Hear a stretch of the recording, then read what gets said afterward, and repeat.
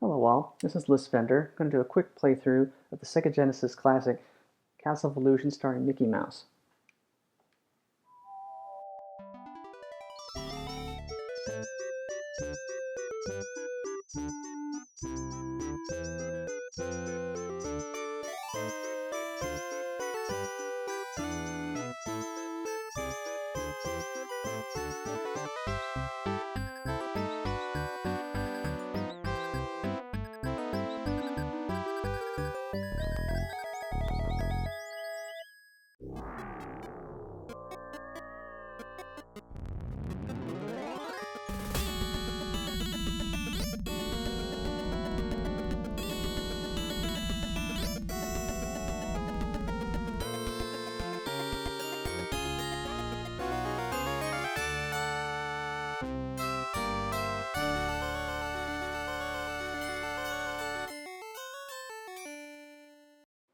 This is a very early Genesis game, but it's quite a solid platformer.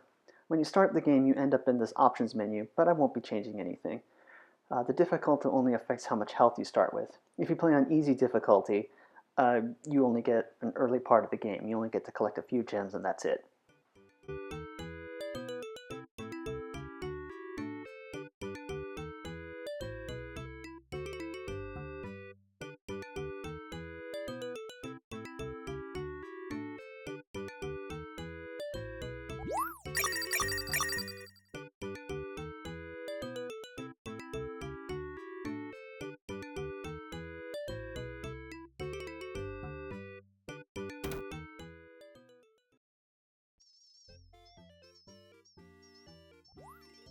Okay, the first stage is this very happy forest.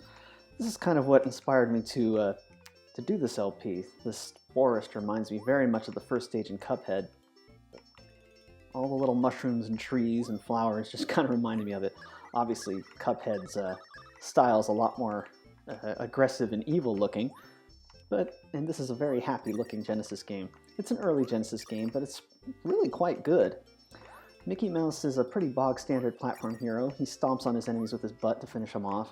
You press jump and then jump again in midair to do the butt stomp. If you don't press it the second time, you will take damage. You can swing on vines. These little star pickups increase your health, or as it's called, power. You also collect what are called items, which are really just throwing objects, ammunition. In the fourth stage, you get apples. And he has a little bit of a wind-up to it, so there's a delay when he's standing. But if you jump or duck, there's no wind-up at all. So there's no delay there. It's often better to use the ducking or jumping attacks if you can. Mickey can also stomp on enemy projectiles, like the seeds that those flowers spit. He has a kind of a floaty jump, a very slow... slow, languid kind of jump, but it works well for precision platforming. As you can see, you can make very long floaty jumps. This is a very easy-going kind of game. You don't want to rush too much through it, but the first level allows for some quick movement, some constant movement, rapid movement. Though in later stages, you're going to be starting and stopping quite a bit. Now, after the third vine here, there's a little secret, so I'm going to try to get that real quick. It's an item bag. Item bags, there we go. Item bags provide 10 of throwing items or ammunition. There you go. The little Mickey Mouse ears is an extra life.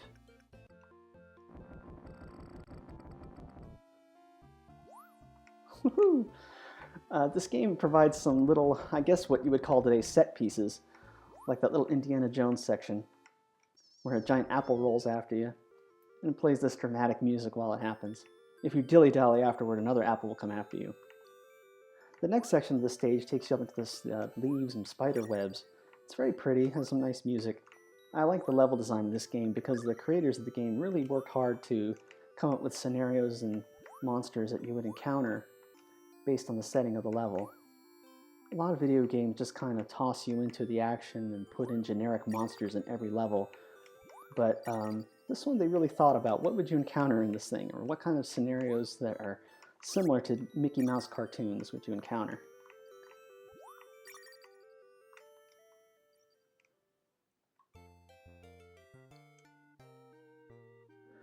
Here things go kind of Monster Party. You go from the really cute forest to the haunted forest. Everything turns dark and black, and there's a little raster effect on the trees as they wave back and forth in the background. Now you want to take the high road to finish this area, but there's a secret down here I want to get. It's after the second slope.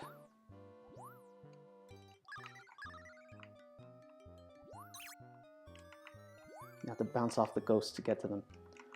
Those bats are as bad as the Eagle's Ninja Gaiden. It's very hard to see them coming, and they'll often hit you in midair. The secret is through this false wall here. There are quite a few secrets like this in the game, with false walls.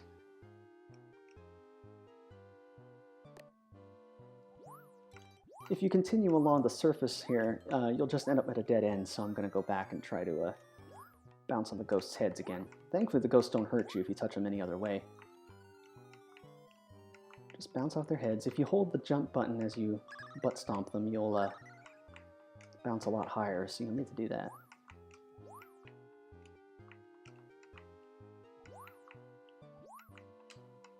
And we get up to this cave here. I like that they changed the color of the mushrooms to make them look like they kind of glow in the dark. You can hold a maximum of 30 ammunition, and so if you collect more than that or exceed that amount, you'll get 1,000 points. Points are nothing to sneeze at in this game. You get an extra life if you get 40,000 points, and then another extra life for every 50,000 after that.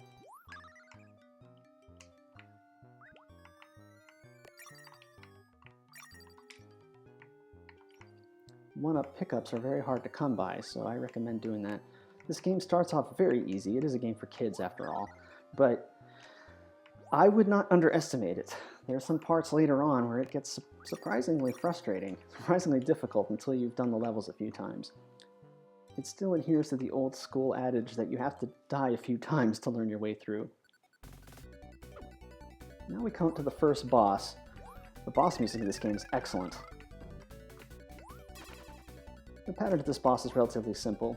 You let the trunk roll around on the ground, he strikes his own tree, and then rain of acorns comes down. You find the gap in the acorns and stomp him while he's staring at you. If you want to, you can also throw apples at him, though I don't think this seems quite as effective as stomping. However, there are some bosses that or at least one that I know of, that throwing the items is a far better strategy than trying to stomp him.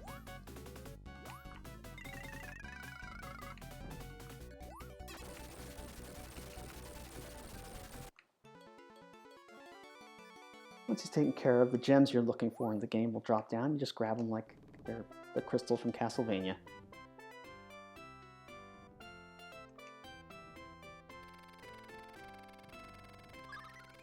The clear bonus is obvious. It's a bonus based on what level you just beat. The technical bonus is actually a bonus based on how much health you had left when you beat the boss, and the secret bonus is based on how many items or ammunition you had left over when you beat the boss. I'm not sure why they didn't just say item and health bonuses, but now the second stage is a sort of Toyland. You got toy soldiers and jack-in-the-boxes all over the place. The first part of it, you have to climb a large staircase, basically. You won't be able to go to the exit door. The exit door is right at the beginning, but it's a closed door. You have to find a key at the very top of this long staircase. Toy soldiers will come marching down at you. You can stomp them as you go. Jack-in-the-boxes are kind of annoying. You have to wait for them to get out of your way before you can do anything. And if you stand on them too long, they will pop out and hit you. They're not like the piranha plants in Mario games. In Mario games, you could stand on a pipe with a piranha plant in it, and the piranha plant would never pop out as long as you were standing on top. Not so with the Jack-in-the-boxes.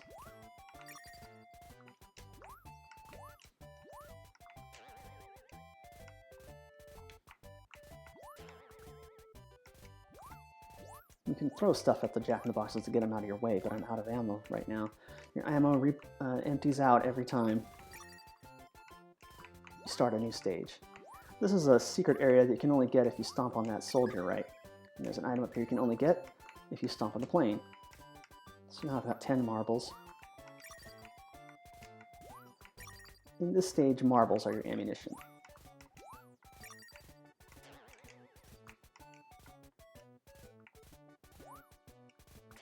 Notice there's a lot more stopping and starting in the flow of this game already. It's a game you kind of have to take your time with. I've been getting hit here and there because I've been rushing.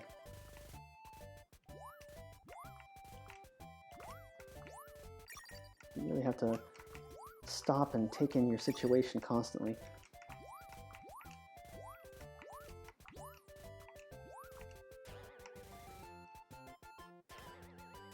Okay, I wasn't certain which direction that first Jack-in-the-Box is going to come out. I wasn't sure if it was upwards or horizontally.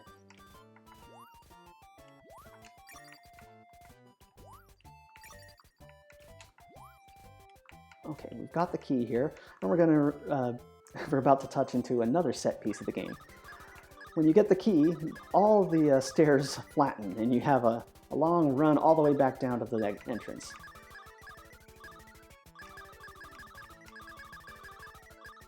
The music changes too to match the dramatic moment here, and then slows back down. It's really well done, very cinematic. Now the exit door is open, we can move on to the next section.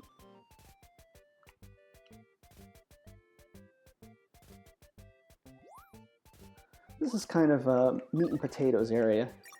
You're going to be running, jumping, and shooting and breaking things. You notice there are trampolines or springboards in this area now. You don't have to press any buttons to bounce off of them at height. It's not like Mario Brothers in that percent.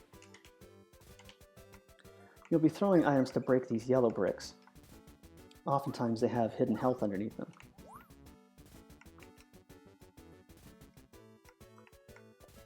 Don't want to jump on those guys or I'll end up hitting the plane.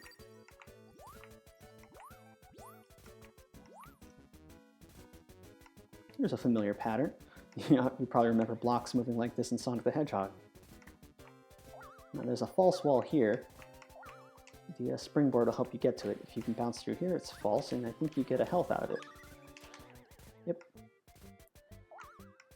Sort of like with the items, if you collect more power pickups or stars than when your health is maxed out, you get 1,000 points for each pickup.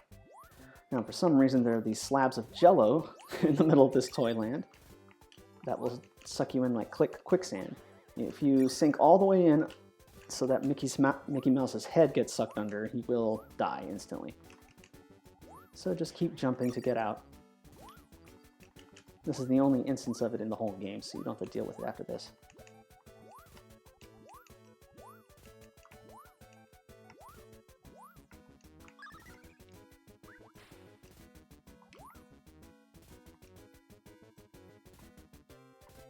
There's a clown coming up here, so gotta be careful.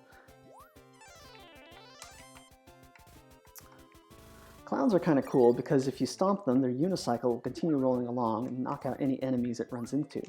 Unfortunately, the way that they juggle, they sometimes shoot out a juggle ball just when it's least convenient. I have a lot of trouble beating them without getting hit.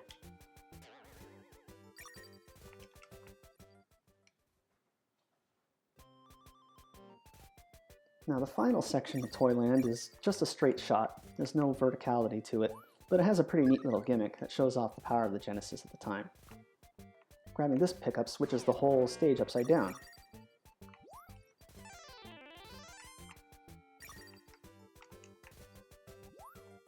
The controls don't change or anything. Pressing right still moves you right, pressing left still moves you left, but it just looks really cool. And when the gravity shifts, all the other enemies fly up to the ceiling and get smashed. And there's a clown coming here. Duck under those. There we go. That was the one-up sound effect. Kind of a weird sound. Oops. I always like that sound when Mickey hits his head on a ceiling. Sounds like a kind of a bongo drum or a nut.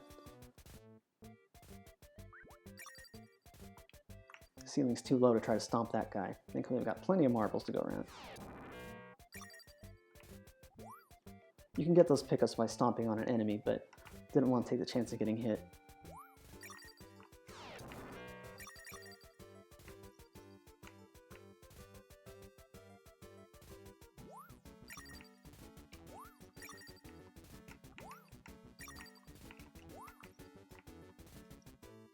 Stomping on enemies while you're upside down could be a little tricky, but it's not too bad. this is a dead end, but you get a couple marbles out of it.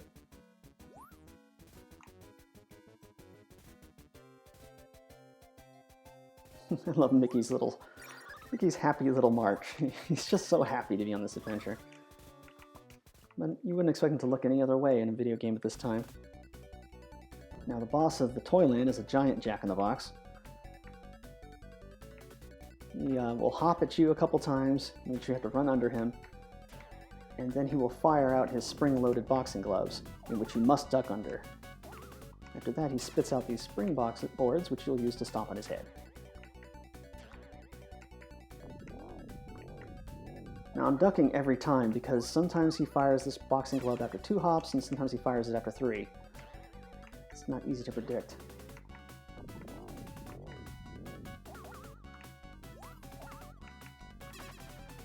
There's also a weird little quirk about ducking in this game. You must press directly down on the directional pad for Mickey to duck. If you press diagonally and down, either direction, left or right, he will just keep walking. And it will could probably get you into trouble. So you have to stop completely. I usually stop completely in order to get a precise duck.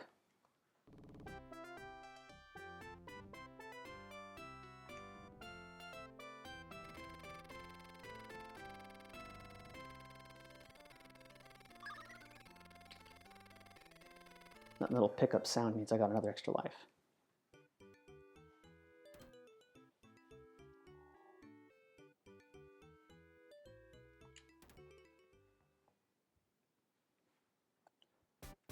Now this is the storm level. It starts out with you above ground, but there are many little caverns that lead underground. You don't want to, many of them lead to dead ends. It's kind of a maze, but you want to take the first one because there's some secret in here. Another false wall, when you go off to the left, leads to a bunch of diamonds. Diamonds are just for points, but like I said, points are important. You also get an item bag.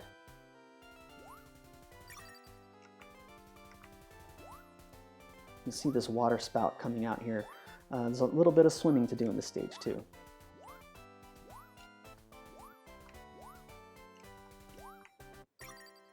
Below the ground is a lot of watery tunnels and water spouts that spit you out of the water. Mickey can swim, but he can't jump out of the water manually. The only way he can get out is if he gets kicked out by a water spout. I don't want to fiddle around with the mazes, so I'm just going to try and find the correct cavern right off the bat and get through this as quickly as I can. The correct one is after the second bridge. What you want to do is let the current pull you down and pull you as far to the right as it can, and it will carry you all the way to the end. After this, you'll enter what looks sort of like a Incan temple. You'll be dealing with bats and waterfalls that can damage you. This particular waterfall obviously doesn't damage you, but there are others that will. Water is the theme of this stage. This stage is kind of about careful platforming. It starts off simple enough, but it gets tricky. The bats are the bane of my existence here. The waterfalls will kind of obscure your vision, but if you look carefully, you'll see the way you need to go. These are the waterfalls that will damage you, and they fall at certain intervals, but they give you plenty of time to get through.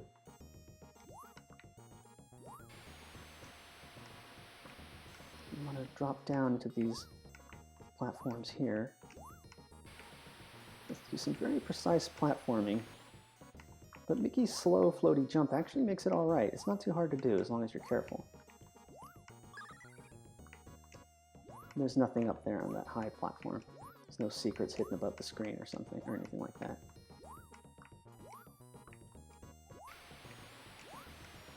Now my habit with jumping is still to hit the brakes when I make these jumps, just in case.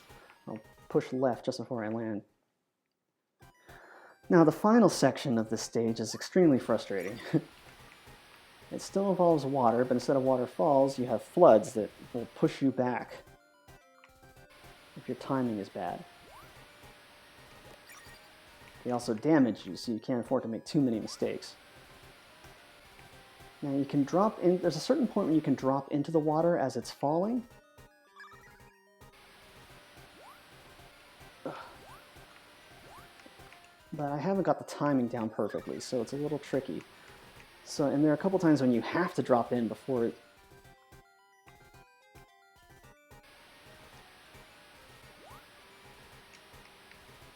I think I got it. That was lucky. Usually I have trouble with that last one.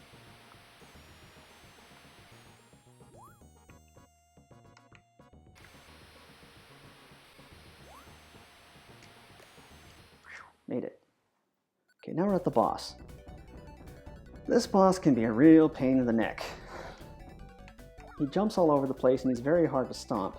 The good news is, you don't have to stomp him. He's just a series of little frogs that pop out of this totem pole, and if you throw items at him just as he lands, you take him out right away. But just be sure to move a little bit to the left each time, because every time he pops out, he goes a little bit further to the left and you can disrupt your timing. That takes care of him.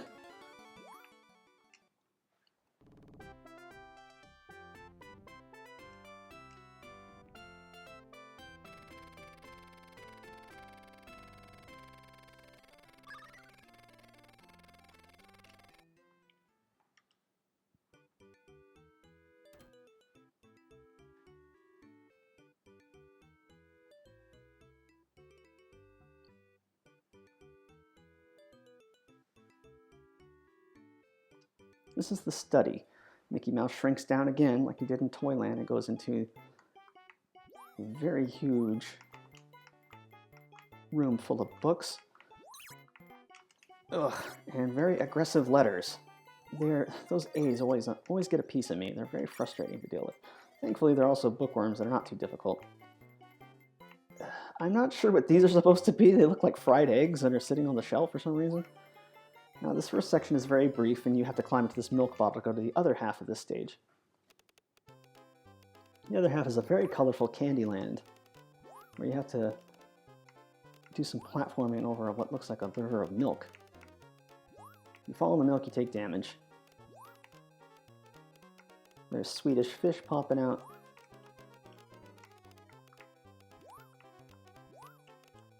And collapsing bridges. It's a relatively simple challenge, but they put it together in a way that it can be frustrating. Just time it right and you'll be alright.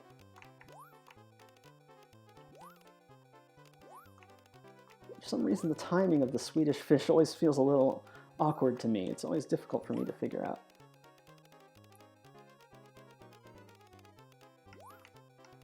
Okay, rotating platforms that look like wafer cookies. I think we can get a few items here.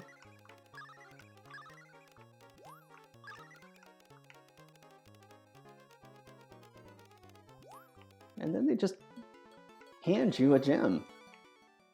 I feel like the developers didn't have enough time to make enough bosses, so they just kind of handed them to you after a while. There is a boss coming up, though. See, that did not count as an actual stage because I didn't get any bonus points and didn't get my items taken away.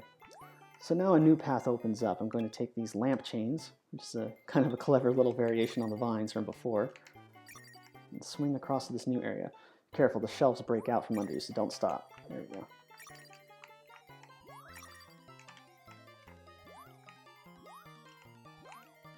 There are some books up here that act sort of like familiar thwomp monsters from Mario. So just duck in the indentations here in the books. Once again, make sure that you're ducking. It doesn't look like Mickey Mouse is ducking that far, but it makes a difference. And you have to press precisely.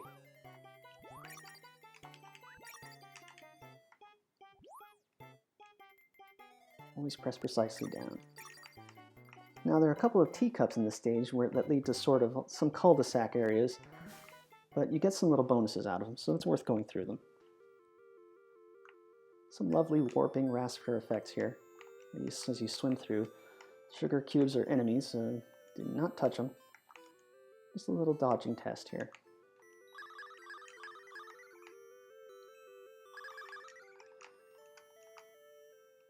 And once you get to the end, you just hop right back out.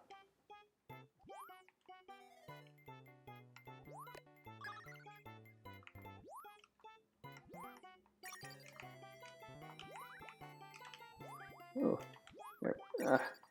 there we go, got him. Now I think the bookworms are going to respawn. Yep, there they are again. Sadly, this game was not far enough along in video game history to get past that problem.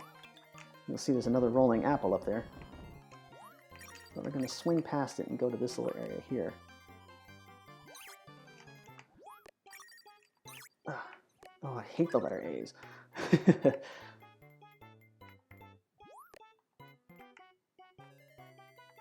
Okay, alright. Whoa. They hop so quickly and at such an awkward angle. You could let them jump over you, but then they'll jump right back at you.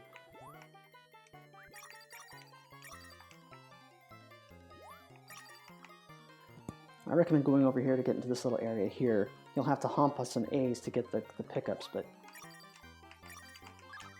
There we go. Health. Whoa.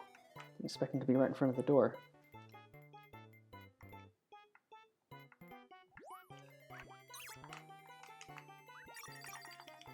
There we go.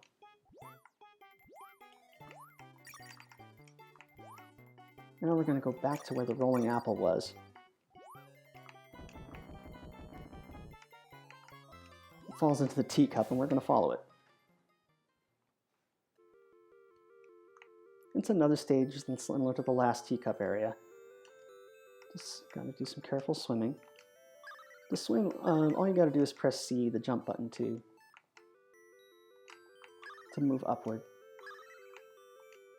Oops, took a hit there.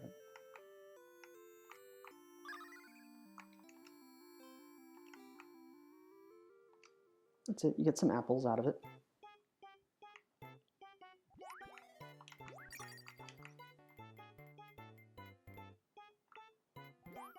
Then we come to the last section. This boss can be kind of a dick. This dragon, his patterns are not always predictable, and you must duck if he ends up on top of you like that. He only has 2 moves, but it can be hard to see them coming. If you're positioned poorly when he pops up, you're in trouble. He has the high arc where he comes in and sticks his face in your face, and then a quick one where he shoots out at you very rapidly. You can hit him like that if he pops out very close to you, but it's kind of a risk. See? I think you can shoot his face when he does that, but I don't recommend it. It's very hard to tell which one he's going to do, which attack he's going to do. Yeah, see? I'll give it another shot here. Try to be a little more careful with him. He got me, but I got him too.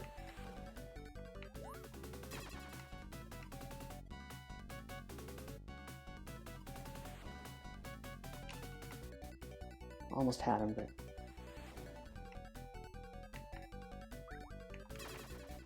Oh, hey, it worked. Wasn't sure that I'd be able to catch him.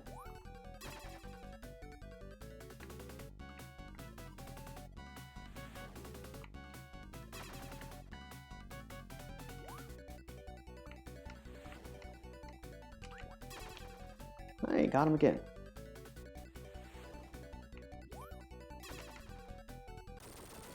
Alright, that took care of him.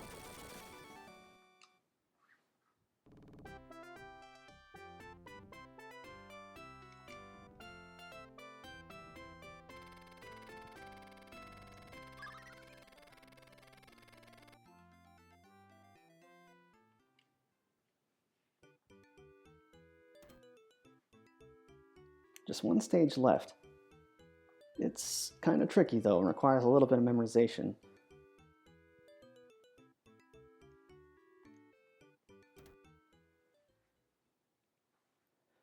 This is the actual castle section of this castle.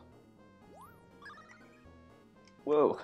The frustrating thing about it is that In this first section, it throws these knights at you who toss maces, and you may have noticed that there's a scrolling problem with this game.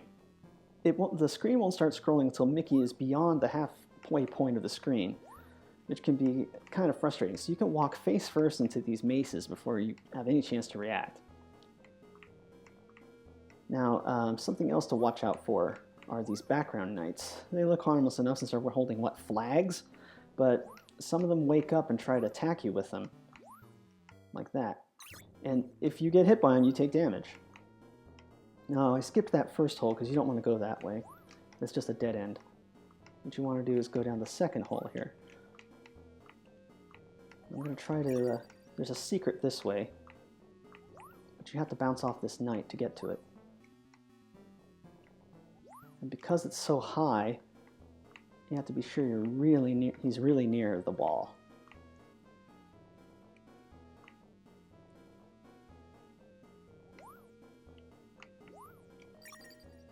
There we go.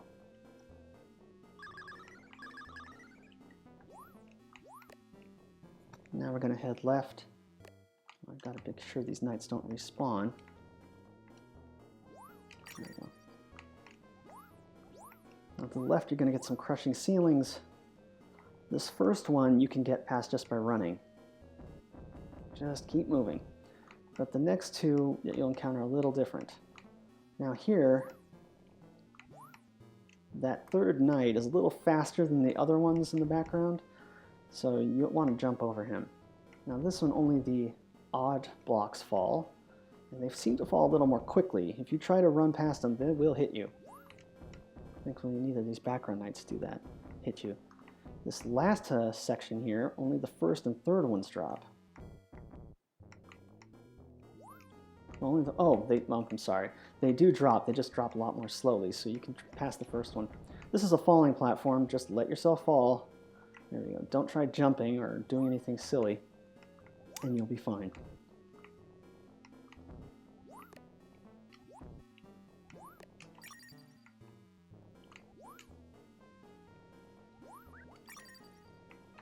There we go. And a jump coming up. There we go. There's some indentations to help you avoid this rolling ball here. Just duck under and you'll be fine. Be sure to duck completely down. Do not press diagonally or Mickey will start walking and get hit.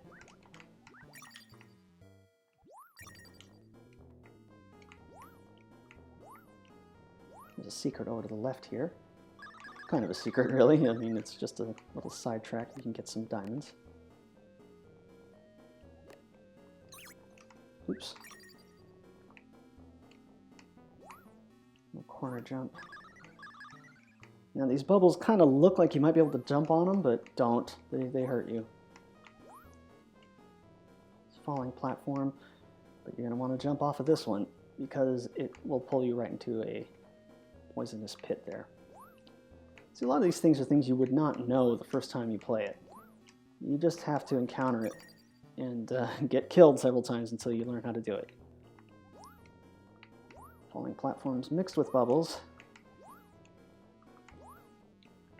Okay, suspension bridge, we're going to deal with some bats. Okay, wobbly suspension bridge, but that's it for that section.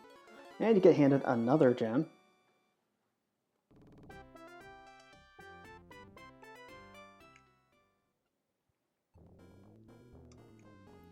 But it's not really the end of the game. There's a short little swimming section here.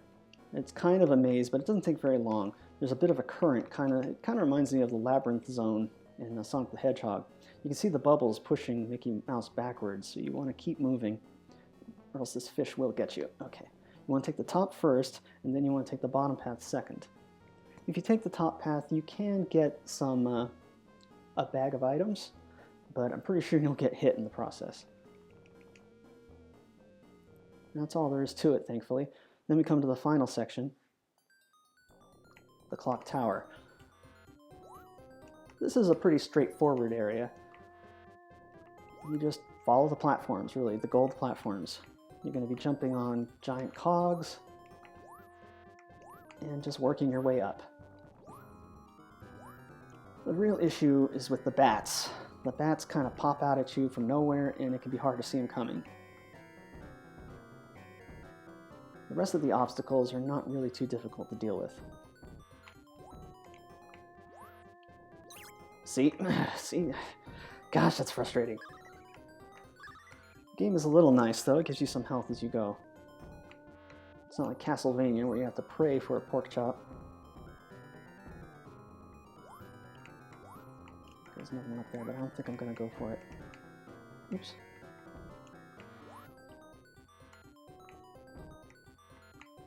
Jeez, they don't stop. Otherwise I wouldn't have to go for that one.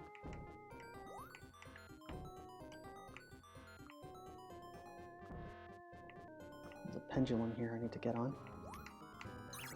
Oh, no! Mickey Mouse has a slight bit of momentum when he moves, but it's very slight. But it's enough to make you slide off of a platform once in a while if the platform is narrow enough. So I kind of want to land on it vertically so he can't move. There we go. Stationary cogs will drop when you land on them, so you just gotta get to the edge and jump as quickly as you can.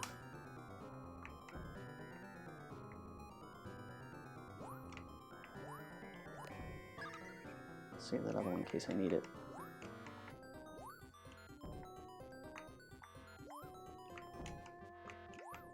Eesh, bats everywhere. Ugh. Well, I would go back and get that power, but I don't know if it's worth it now.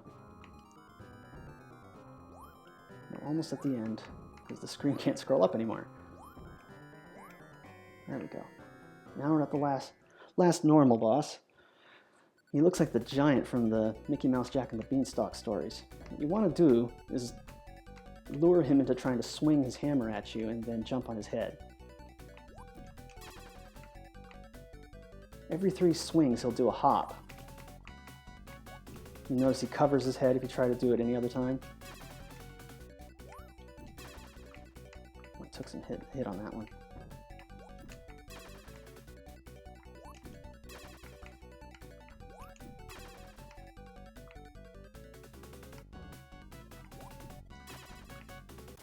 All right.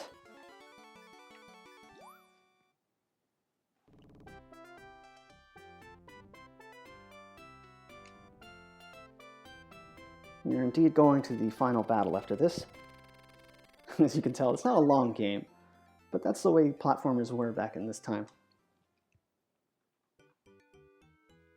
Really, you had to do some trial and error and lots of dying as you learned the game before you could really get the hang of it. That's where the playtime came in. Now we're going to make use of all these gems we've been collecting.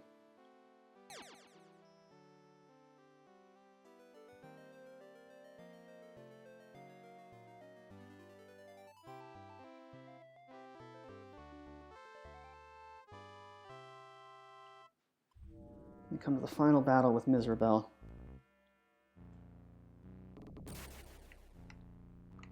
What Miserabelle does is surround herself with ghosts, and then she'll fire them out at you when she raises her arms.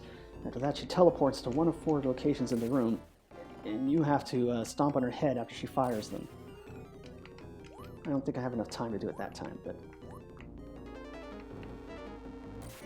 When she goes up top, I'm not sure if there's a way to hit her, so I just lower myself to a position where the ghost can't hit me, and then work my way back up. You can do this if you time it right, but it's not going to work this time because Mickey slid off the platform. This is the best place to be when it's obviously a lot easier to hit her on the bottom position.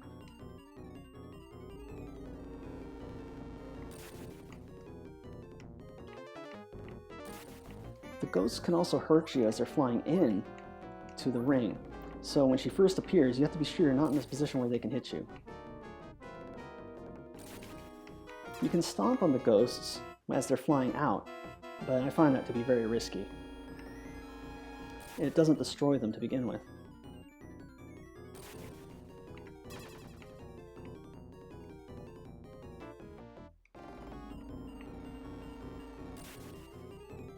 I'm getting pretty lucky here. She keeps taking the bottom spot.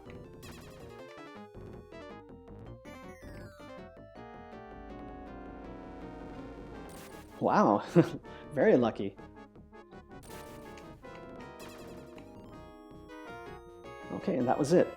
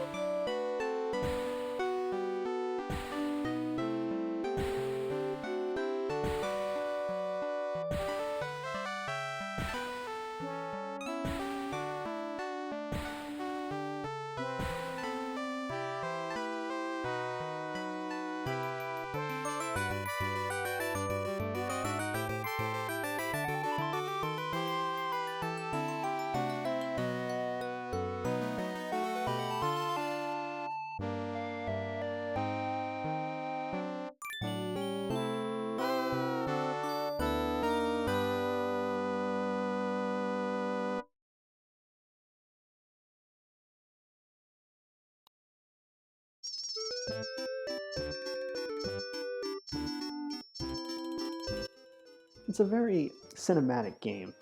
It's cute and it's saccharine, but it keeps the spirit of Mickey Mouse in it. I'm very impressed with how well it is, well done it is, considering that it's an early Genesis game. I think it was a great way to introduce the Genesis to people with a family-friendly platformer. And of course, Sega tried to be edgy and teenage angsty, all the blood and guts that teenagers are starting to get excited about at the time. I'm not even really a big Disney fan, but I like this game because it's just a really solid platformer. There's not a lot of moves to it, but it doesn't need them because the level designs are so creative. You can hear it in the music, you can see it in some of the set pieces. They really wanted to create an adventure that Mickey Mouse might have had in one of his cartoons. That's kind of why I'm enjoying Cuphead so much and why I wanted to play this, because I feel like Cuphead is also embracing the spirit of classic cartoons, trying to create a scenario or scenes that would really play out on an old-style 1930s projector, something you'd see in theaters before a feature film. So I think Sega is to be commended for this. There was a remake of the game that came out, but I feel for like the Xbox 360 and PlayStation 3, but I don't think it had quite the same spirit.